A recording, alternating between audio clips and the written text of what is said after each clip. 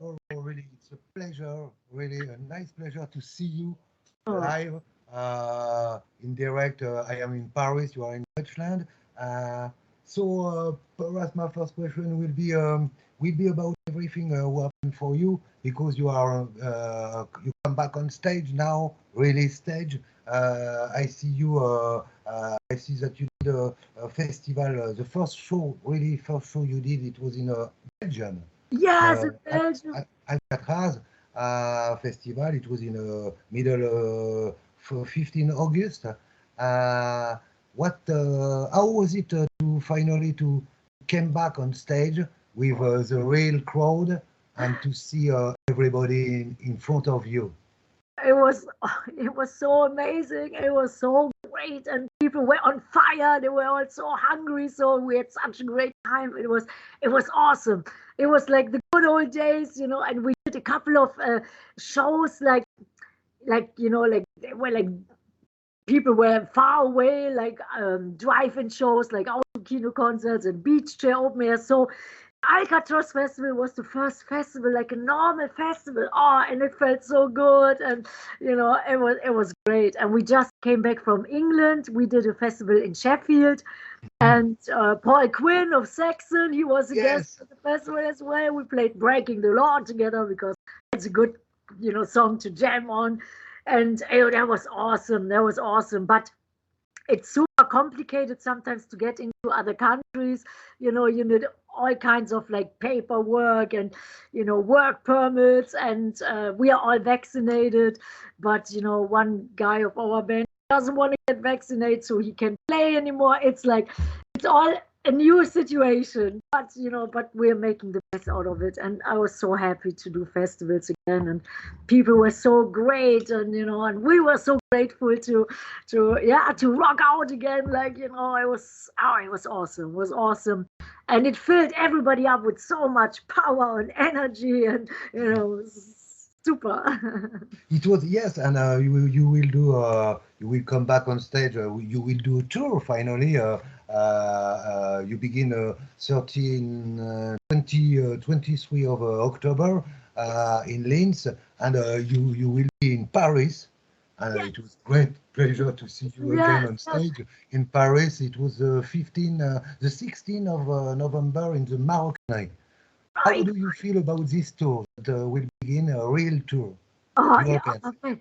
Yeah, Pascal, I hope everything goes well, because some promoters said, oh, maybe we have to postpone it again for next year. So we're keeping our fingers crossed that everything goes well. We can play every gig, but a couple of gigs, I think they're already postponed for next year. But we take it day by day, and I'm so excited. I'm ready to roll. I'm ready to play. The whole band, everybody's rehearsed. We're all like, on fire. We can't wait, and I love Paris so much, so I'm super excited. We had the best shows there, and we will probably play, our Raise Your Fist song, the French version, Left from Poir vers le ciel, and all these great, like, special songs, and lots of songs of the Triumph and Agony album, because that just came out last week. And yeah, so we're all ready. We're all ready and excited and looking forward to play, and and seeing the fans, like, right there again. Oh, it's like there's nothing like it. I You are waiting dedicated my for it. life to the fans and to music, and then the last year when we couldn't play anymore, like, the way we were used to. Oh, it was like, oh, that was hard. That was difficult. But I tried to always keep, like, have a good attitude about it and do whatever I could. And then I went back into the studio, worked on some new songs. And then last year we put out the Magic Diamonds album. There was a best of with 56 songs. And there was one song on it that was Make Time for Love. And there was a song of the Triumph and Agony album.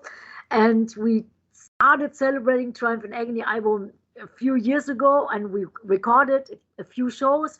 Not all the shows, but some shows we recorded.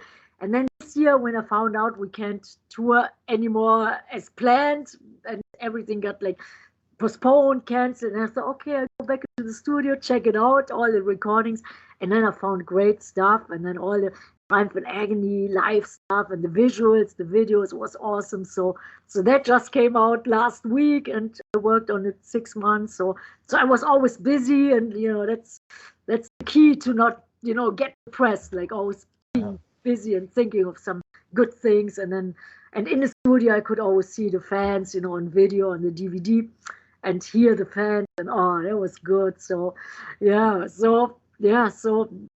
in good spirits, but the tour, of course, we are so looking forward. Yeah, it's a comeback to the life finally. Yes. Oh man, it was so hard. For the last 35 years, I was always on tour every year almost. Maybe in the studio a little bit, but usually on tour and playing live. And then last year, oh God, it was hard. It was hard, but we knew that eventually it would get better. So now when everything is getting easier and better, it's so good. It's a pleasure to come back to the live. Yes, and you have this incredible album, live of Triumph and Agony. It was the 35 years anniversary. Incredible. When I listened to this album, I listened your voice, and it was incredible, the power in your voice you get, and how you get the crowd in your hand. It was incredible. How did you do to get this voice? I mean, did you take care a little? Did you do something? Your voice is always the same. Did you work a lot on your voice? Pascal, the only thing I need that the voice pops out is the fans. I love the fans. When I see the people, when I see they're excited, they're ready for a good show, then the voice just comes out. I don't have to do any special tricks. There's nothing. I just have to see the fans. And it doesn't matter if it's big crowds, like big stadiums or festivals, or small clubs, which I actually love, like the sweaty clubs when people are right in my face, headbanging, sweaty hair, I love it. So then the voice is always there, and I can sing 10 times better than in the studio. In the studio, when there's just the engineer and the producer there, I could never, have the power like when I see the fans and live. It's a different animal. I love that much more. So I just need the audience. I just need the fans, and that's my secret to the last years. The fans. I love the fans more than anything in this world. And when I see them, then then I want to give them something what blows their mind, and makes them happy, empowers them, makes them feel good. That's the most important thing, that everybody feels good, feels empowered, and goes back home, after a great show, and says, man, that was a show, it took away all my worries and troubles for at least one evening. And sometimes, you can, even think about it and then feel good, because I think life got really tough. It got really hard. In one record, it was the Force Majeure record, 1989. It was one song, it was called Hard Times. And we thought, times are so hard and stuff. Hey, nothing compared to now, to these days, I think. So the fans, that is my life. It always was, and it always will be. And the Triumph and Agony album, we recorded that live because I had the best memories of all these great, like the making of the Triumph and Agony was great. And then the touring, we toured with legendary Ronnie James Dio, which I loved so much. And I never, ever forget my show in Paris with Ronnie James Dio. It was a big venue, and it was awesome. I don't know if you were there, but I was there. It was in 1987 in the Zenith. Yes. It was incredible. That was I remember that you give a sign. You signed some records at the Virgin Megastore this time. Yeah. It was very in the afternoon or something like that. Yeah. I used to love it. Like sometimes we did even acoustic sets and record store signing, and meeting all the fans, talking. Yeah, that in the last 1.5 years that wasn't possible. And sometimes people even backstage, nobody was allowed, and all these rules. It was like, it was so lonely. It was so lonely. Even the 2 records on the Triumph and Agony Live and the one before the Magic Diamonds, there was no record store signing at all. And and here in Germany, we had heavy lockdowns. I think in France as well. All the shops, all the record stores, everything was closed. You couldn't go anywhere. Just the supermarkets were open, but you couldn't buy records. You had to go online.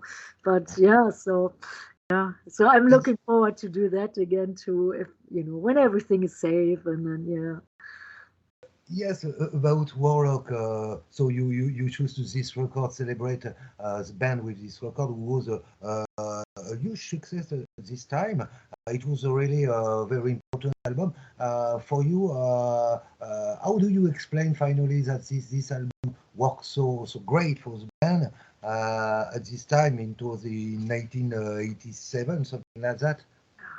Yeah, I think the timing was great. 87 was like the highlight of metal, and it was huge, and all these great bands. The metal scene was so huge. And then I think the first records, like first one was Burning the Witches, second one Hellbound, third one True Steel. It was like, it were all like stepping stones. I think every record had great songs. I loved every record, but I think everything was like leading towards something, something really big.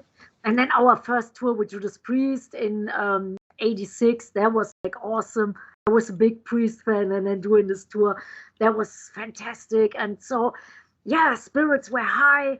Metal was like huge, and MTV played all the videos. All We Are was always played like on heavy rotation. Then there were these great shows like Headbangers Ball, like 3-hour shows on MTV, and sometimes I could host it. So everything was falling into place. The making of the Triumph and Agony album was awesome. There were great people involved, and like for example on Touch of Evil, Cozy Powell played drums, like the legendary drummer, which was so unbelievable, so powerful. And the whole time was great. And then we thought it would always go up and up and up. And then in the 90s, when grunge hit, there was like, oh my God, there was like, suddenly like, what's going on, and then we had to wait many years. And then after many more years and records, then I thought, ooh, metal is coming back. And then we did another tour with Ronnie James Dio. That was for our Calling the Wild album that came out in 2000. There I felt, yeah, metal is coming back again. And grunge is, not anymore as big. But 87, oh man. And there weren't any worries, people were in, it was good, great times. And yeah, and I had like the time of my life when we did the Triumph and Agony album. It was my first time in America, so the first time, like being in Manhattan, and then I met great people, and then and then we started recording, and suddenly I felt so free. It was so cool, because on the True Steel album, on the third album, there was a lot of pressure, a lot of pressure from the record company and agency and manager, to have like a, like a huge commercial record. And making the True Steel album was rather difficult, because, we were a metal band, and, and then suddenly people coming in, mixing it, like, like that you could have a radio single. It was like, oh man, so much pressure. And then in New York, suddenly I felt totally free, and everything fell into place. It came natural. And then we had the song "Oh We Are," and the producer, he was a friend of mine, Joey Ballon. I said, "Hey, Joey, we need a gang vocal," and we called all our friends and stuff, and even people from the street. We asked, "Hey, can you guys come up? We need a background vocal," and all these guys, they said, "Oh yeah, cool. We are on a record, yes." And so they came up, and then, like about 45, 50 people were singing. And while I was listening to their vocals, everybody had, a big smile on their face. And I thought, wow, man, this could be a hit. It really felt like magic. And then it became the first single. And the first video was done in LA with a great video director. Mark Ressica was his name. And it was where Terminator 2 got filmed, the big movie with Arnold Schwarzenegger. It was the same location where All We Are was filmed, and it was bigger than life.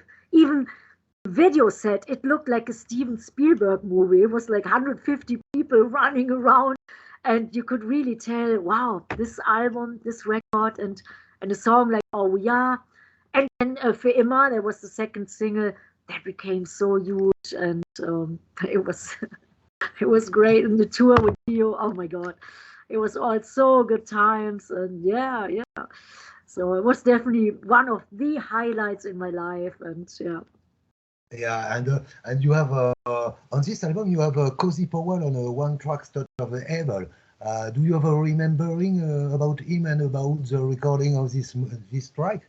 Oh yes, that's one of my favorite stories, because yeah, I want to have a song where I can totally scream, and belt it out to like really heavy vocals. And we had the song Touch of Evil, which was really like mystical and stuff. And I wanted to have somebody with a lot of power. So I talked to my manager. His name was Alex Grope. He's an American, but he came from Switzerland. So he could speak German. And, and he became our new American manager. And then I said, Alex, I would like to have some people with real power, like out of this world power that I could scream, And he said, "Oh, I have a surprise for you." And I said, "Okay." And he said, "Well, go into the studio next morning and somebody will be waiting for you." And I thought, okay, who will it be? And he said, no, I will not tell you. Just go to the studio.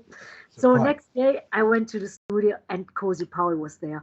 And he said, "Hey, Doro, I got a phone call. I heard you need some power." And I said, "Yes, I need some power. We have this great song and I need like the most power." And, he said, I'm so excited to do it. So he played on Touch of Evil, and he had drumsticks that were as big as my arm, as thick as my arm, like big drumsticks. Unbelievable. And we were all standing there when he did like the drums, and it was like, we were blown away. And then next day I went into the studio to do my vocal, and I listened to the song, listened to the power of Cozy Powell, and then I was screaming and screaming, especially that last scream in the end. And then suddenly there was a ball of lightning coming into the studio. There was a little tiny window in the back. It wasn't open, it was closed, but there was a ball of lightning coming in, doing a round in the studio and going back out. And then everybody got so scared, and they said, "Oh, Doro, what did you guys do? Too much power, too much energy and electricity." And I said, "Well, if that thing would touch you, you would be dead." And I thought, oh man, that is so metal. I love it. But we all were safe. And then, but everybody said, "Hey, let's go home for this night," because it was like, wow, it was unbelievable. So next day we went back to listen to the tracks, and then we said, "Oh, it's perfect. It's so insane, so crazy, so powerful. The screams are so insane." So that's what you hear on the record, on the original record. And sometimes I do it live, but not on a long tour, because then the voice is shut, but it's always it's very high to do. Yes, about this Pascal, I got incredible a version. 3-minute warning from Jan. 3 more minutes. Yeah, we have so many interviews. They're the last. Yeah, so it's very short. Yeah. Okay. I think we are here for for a long time. So tell me just about 3 minutes. Just about Warlock, the beginning of Warlock. It was a long story, but how do you meet finally all these guys? Tommy, Nico, Tommy Bolan at the guitar at this time. Where is the really beginning? What remembering do you have of that? Oh man, I lost you, Jan. Can you just have a look? Pascal, can you still hear me? I can't hear. Yes. Okay. Do you hear me? Just just another question. About in 1986, you play in a Donington Festival. It was incredible. One band with a front. A singer girl. How was it, and what remembering do you have? Yeah, that will be my last question. Yes, yeah, I was just gone. Yeah, Jan fixed it. Yeah, actually, the first time when we played in Castle Donington, we didn't even know that it was such a big festival. We thought, oh, it's a nice festival, but there weren't any, we didn't know. So no cell phones, no computers. So we came to Castle Donington playing that festival, and I thought, oh my God, there are 80,000 people there, but 80,000 metalheads. So we hopped on stage. We were like so like excited but nervous. But then I sang my first line. Everything was good, and then we did, I think, a good show. The fans loved it. Everybody was on fire, and yeah, and then people like the journalists, the record company, the agencies, everybody said, "Hey, let's give this little band a shot." So that was actually our first time that we had like the chance to go on tour with Judas Priest. And then came to France, and and played all these great countries, and then I went to New York to do a little promotion tour for the True Steel album. And after a couple of days, I thought, wow, man, I want to stay. And then I met Joey Ballon. He was actually a guy, he wanted to show me the metal scene and the record stores, which were open 24 hours. And I thought, wow, in Germany, it closed at 6 o'clock in the evening. And in New York, 24 hours record store. And I was always hanging out there every night. And then we went to all the clubs and stuff. And then we did all that. And then he said, do you want to do something else? And I said, yeah, shall we do a little jam session? So we went to his apartment. And I told him about my first promotion tour, which that was in Hungary. And back then, it was different times, and we went to Hungary. And we had our trunk full of records. It was the Burning the Witches album, our first album. It was in 1983. And then on the border, everybody was very serious. They took all the records away. And we thought, man, we will go to jail because it was so like such a serious vibe. And so the promotion tour didn't really happen. And I told Joey about it. And him being, from America, he didn't even understand that, that something can be so serious or that you can't be free, like, in America. I told him about it and stuff. And then he said, hey, it's very interesting. And then we wrote our first song that was East Meets West. And that's what the song is all about. Yeah, and then I went to my manager and said, hey, Alex, I think we wrote a great song. He said, oh, man, it sounds awesome. Why don't you guys go on, do more? So the second song was 3 Minute Warning. And the third song was Make Time for Love. Actually, we got it off a Ouija board. We were playing the Ouija board, which I think it was totally forbidden in Germany in the 80s. But Joey said, you want to play it? And I thought, oh, yes, when something is forbidden, you want to do it, even more. So we did it. And then I asked one time, I said, Joey, can you ask the spirit if he, she, it, whatever it is, has a message for me? And the message was, Doro, Make Time for Love. And we thought, And then we wrote our first ballad, Make Time for Love. So we had these 3 songs for the Triumph and Agony, and it was done on a Walkman, just acoustic guitar, me singing. And then Alex said, hey, you guys have to record it for real. It's great stuff, great songs. So we went into the Power Station studio, which was back then was one of the best studios in the world.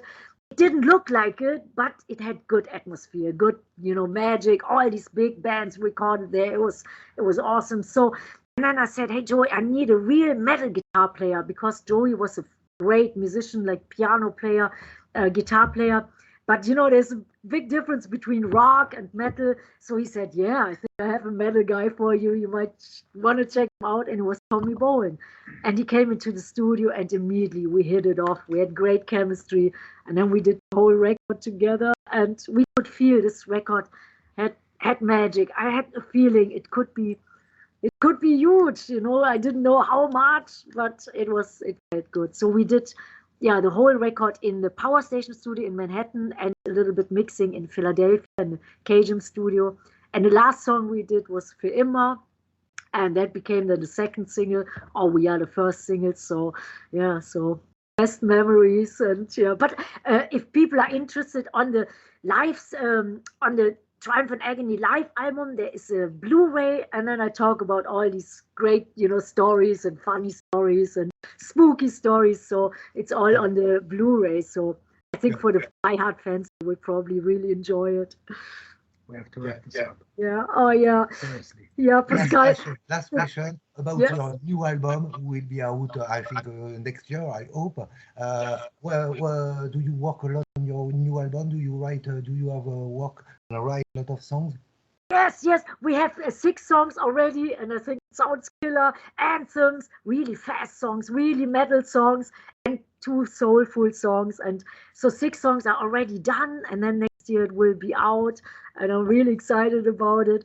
But now we are, we're going to celebrate the Triumph and Agony album, and and I'm going into the studio after the tour again, and then work some more on it. But 6 songs, they're already, I think, killer, and yeah. So thank you very much, Doro, for the interview. It was really a pleasure to speak to you. I will just cut the recording video, and I will reappear to tell you goodbye and good night. Oh yes, thank you so